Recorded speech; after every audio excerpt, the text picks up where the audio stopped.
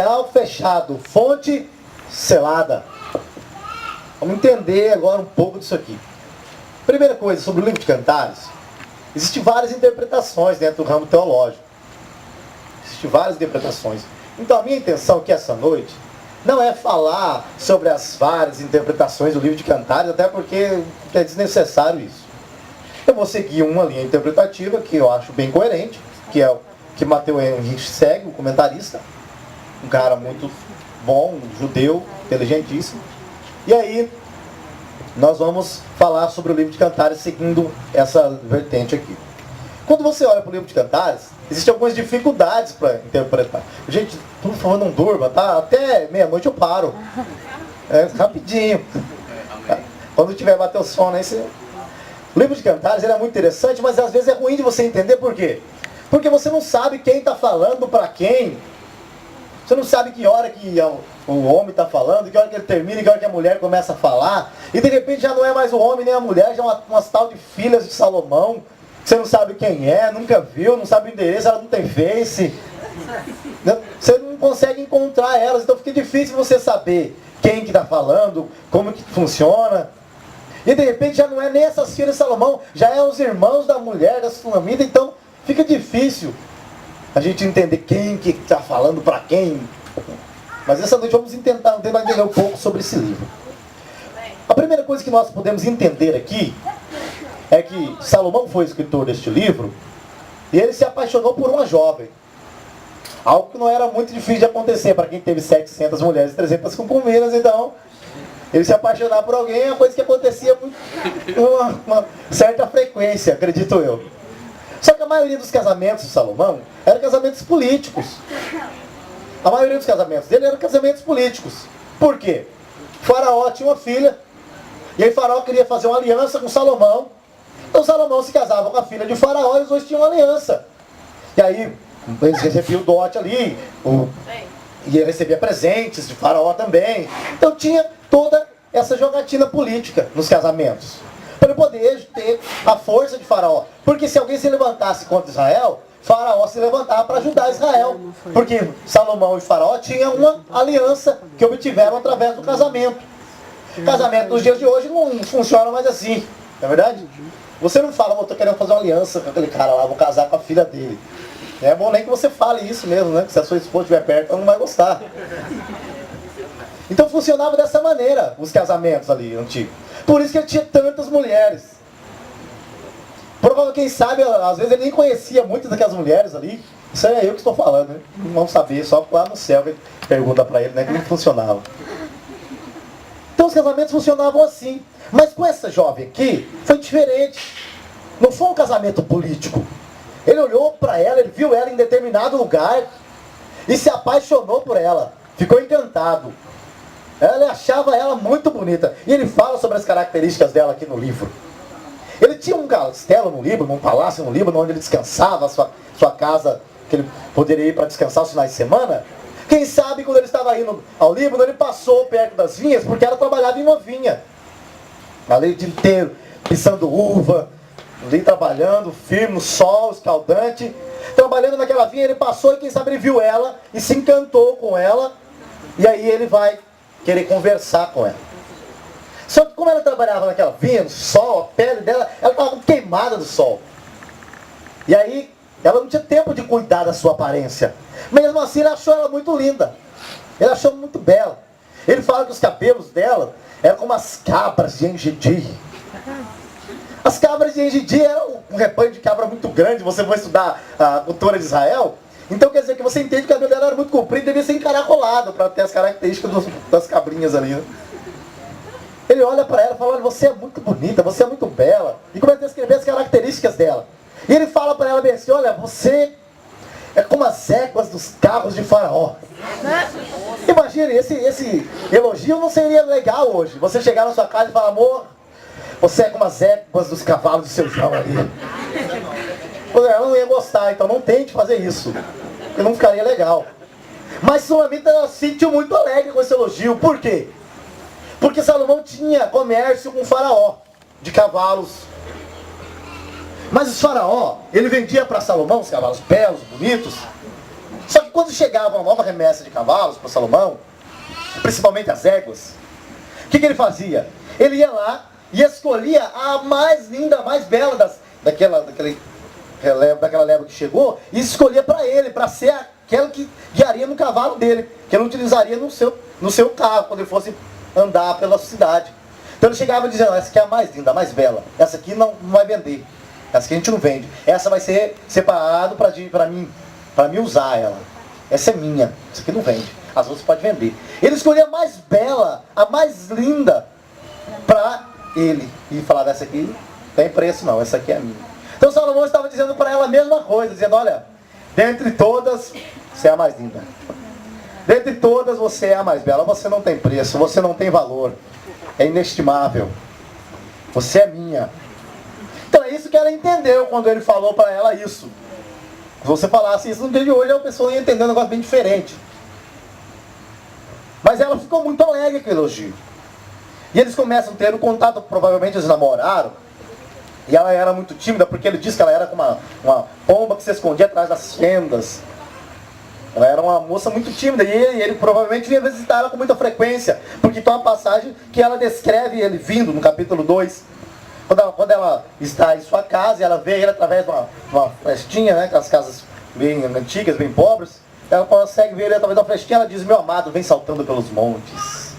Ele vinha visitar ela.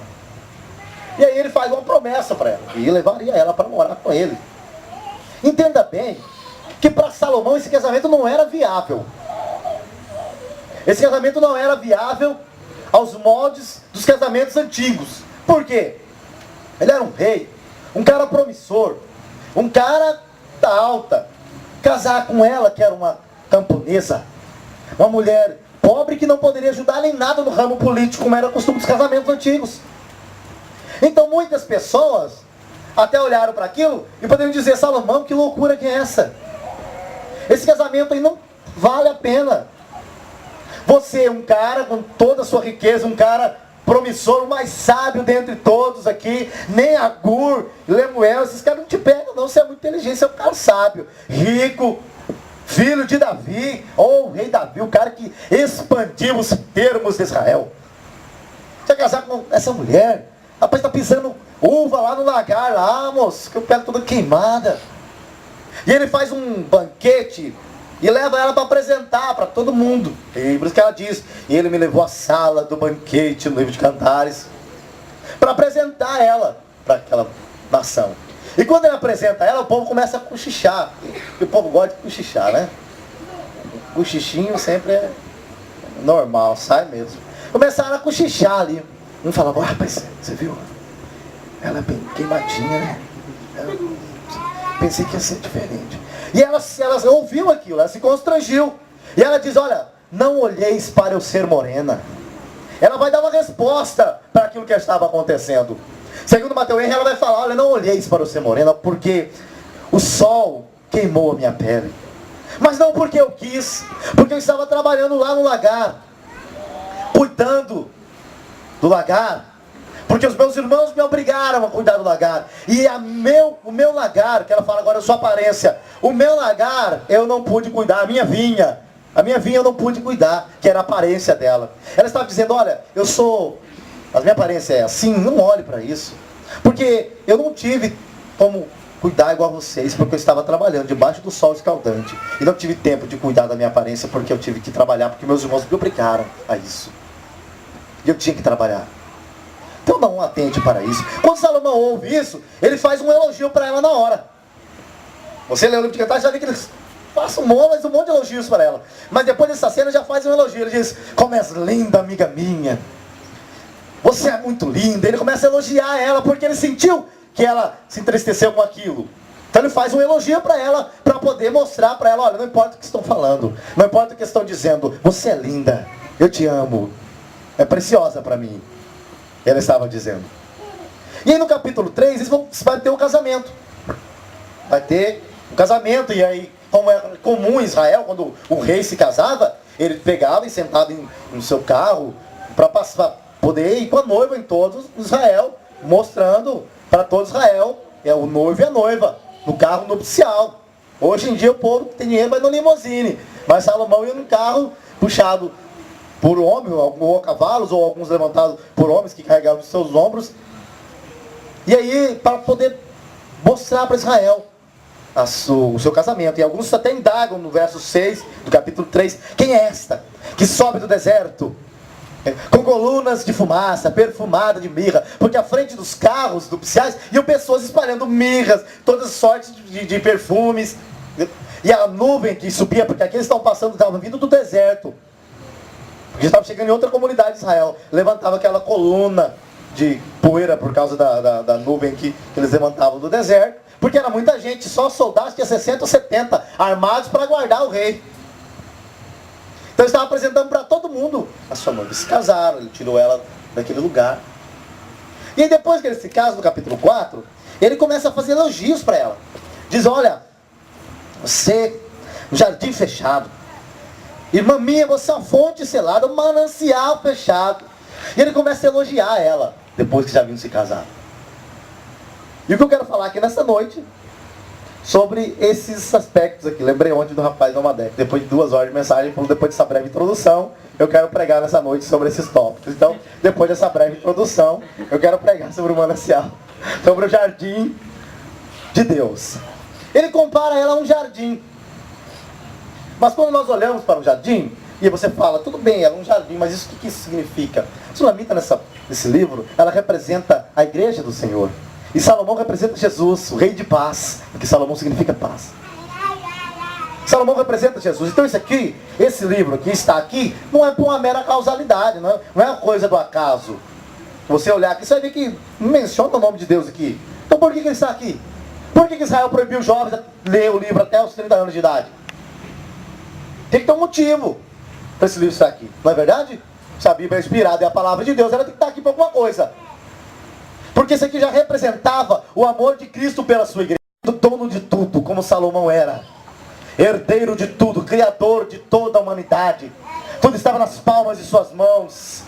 Ele desceu aqui na terra para tomar para si uma igreja que não tinha nada como Sulamita. Porque o ouro é dele, a prata é dele, a riqueza é dele, tudo é dele. Tomar para si uma igreja, uma noiva. E essa comparação do jardim fechado representa nós. Nós somos um jardim fechado. Por que fechado? Se você passar perto de um jardim, de algum lugar, jardim belo, bonito, se ele estiver aberto, não tiver muro, não tiver cercado, qualquer pessoa entra. Qualquer pessoa passa, pega uma flor, pega uma rosa, o marido vai lá, corta uma rosa, chega em casa, amor, comprei pra você. Ó. Ai, meu bem, que lindo, não precisava. Tá aberto, todo mundo entra, pega. Mas se tiver fechado, só entra quem tem a chave. Só entra quem é o dono, quem tem acesso. Por isso que ele diz, jardim fechado. Manancial fechado. Porque assim somos nós. Quando Deus criou Adão, colocou Adão num jardim. Nós vimos isso hoje aqui de manhã, naqueles 10 minutos que eu falei. Nós vimos sobre isso, sobre o jardim de Deus. E o Senhor descia no jardim para falar com Adão. Mas depois que o homem pecou, o Senhor não descia mais daquele jardim, porque o homem não estava mais lá. Ele não descia para falar com ele. Nabucodonosor construiu um jardim suspenso lindo, mas Deus não se manifestava naquele jardim, porque aquele jardim era para a glória dele mesmo, de Nabucodonosor. Ele dizia, esse jardim é para a minha glória, para a elevação do meu nome. Mas Jesus Cristo veio aqui na terra para morrer, para resgatar um outro jardim, um novo jardim. E esse jardim é você, é a igreja do Senhor. E ele pegou esse jardim, selou, ele trancou, ele disse, a partir desse momento, esse jardim é meu, só eu que desço nele, só eu que se manifesto nele, porque ele está fechado. Glória a Deus. Antes, poderia passar, qualquer um, estava aberto, o jardim aberto. Mas Cristo te comprou, te selou com o Espírito Santo, e você é um jardim fechado. Glória a Deus. Mas o que um jardim precisa? Eu sou do Paraná. Então vim pra cá com 12 anos de idade. Minha mãe tinha uma horta, coisa mais linda. E aí nós fomos passear no Paraná. Quando a gente voltou, a horta estava seca, os negocinhos morrendo tudo. A cebolinha, a alface, a couve, estava morrendo tudo. Por quê? Porque não tinha ninguém para aguar. E se não tiver água, as plantações elas vão morrer. Elas vão perecer. Então o jardim precisa de água, para que ele tenha vida. E água representa a palavra de Deus, o Espírito Santo de Deus. Para você não morrer diante deste mundo pecaminoso, para que você não venha atrofiar a tua fé, desanimar, começar a parar na caminhada, cair para o terceiro, quarto, quinto, sexto, não sei lá mais qual amor, você precisa de água. É necessário que alguém venha regar esse jardim. O que Isaías 58:11 diz? Um jardim regado, porque o Espírito Santo de Deus está derramando água. De manhã aqui, o que você estava recebendo era água. Você estava recebendo a água do Espírito Santo de Deus, da palavra do Senhor, para que você não seja um jardim seco. Aleluia. Para que você seja um jardim com vida. Um jardim que tenha vida. Que quando alguém olhar e dizer que jardim lindo, que belo esse jardim, porque o Espírito Santo de Deus habita nele.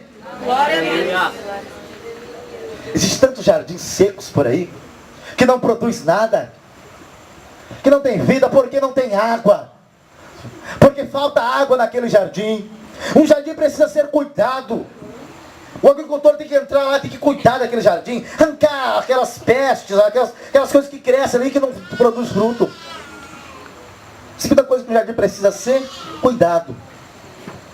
Israel, e hoje é assim também, existem algumas áreas, quando não está produzindo nada, você tem que limpar ela, cuidar dela, para que ela venha produzir mais. Você coloca esterco em volta. Existe uma parábola do Senhor que chegou e disse, olha, Jesus contando, olha, esse pé aqui de limão aqui não está produzindo nada. Esse pé de limão não está produzindo nada, arranca ele e joga fora. E aí o servo disse, Senhor, espera um pouquinho, deixa eu cavar em volta dele, deixa eu colocar esterco no pé dele, deixa eu colocar água, porque aí nós vamos ver se ele vai produzir. Porque aí se ele produzir assim, nós não precisaremos jogar ele fora, nós não precisaremos cortar ele. Essa árvore é você. O Espírito Santo de Deus, ele quer colocar esterco para você produzir. Ele quer derramar água para você produzir. Ele quer limpar, quer arrancar aqueles galhos mortos que estão aí, só roubando proteína, que não te ajuda em nada, para que você venha produzir e não precise ser arrancado fora.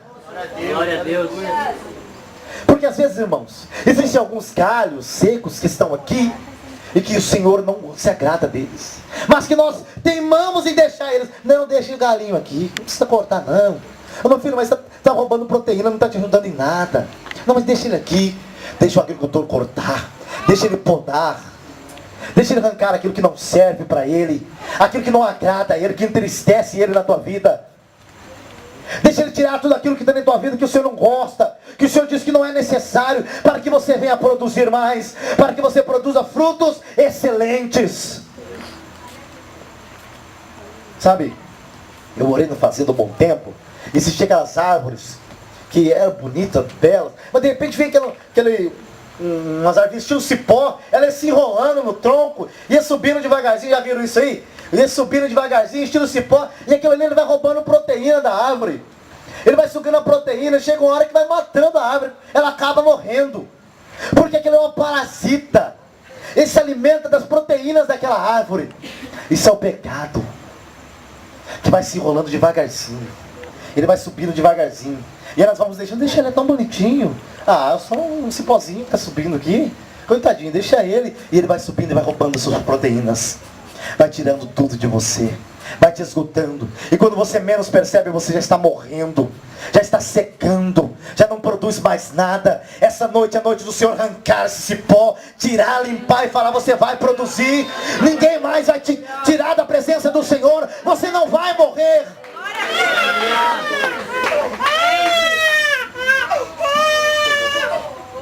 É noite de nós sermos limpos pelo Espírito Santo de Deus. Ele tirar. Israel, certa vez uma vinha, o agricultor disse, olha, eu não sei o que está acontecendo, porque eu fiz uma cerca bem alta, as raposas estão entrando aqui, estão destruindo a minha vinha. O outro disse, não, coloca mais uns 3 fios aí, rapaz, faz esse negócio mais alto aí, que elas estão pulando ainda, eles são bons para pular. Pular cerca é com raposa mesmo. Raposa, lobo, por isso que a gente chama os jovens que não são crentes de lobo, né? Esses pula cerca são terríveis. Eles são bons para pular cerca, aumenta esses fios aí, rapaz, vamos pular mais alto aí. O cara foi, aumentou, colocou os fios lá e viu que ainda estava sendo destruído, ele falou, vou vigiar. Vou olhar a minha filha, vou cuidar dela. Vou vigiar o que está acontecendo. Ele ficou da moita olhando, vigiando. De repente veio a raposa grande. A raposa grande chegou, tentou pular, não conseguiu. Mas a raposinha pequena, ela veio entrar por baixo devagarzinho, assim, ó. Ia.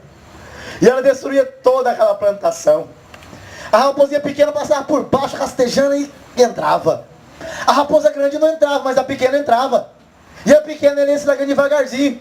Ela fazia, é pequenininha, né? Deixa o bichinho, coitadinho. Pequenininha, bonitinha. Não faz nada não. E ele vai entrando devagarzinho e vai destruindo. E quando você menos percebe, o estrago é grande. O estrago é muito grande. E aí por isso que um livro de Cantares diz: cuidais das raposas, mas também das raposinhas.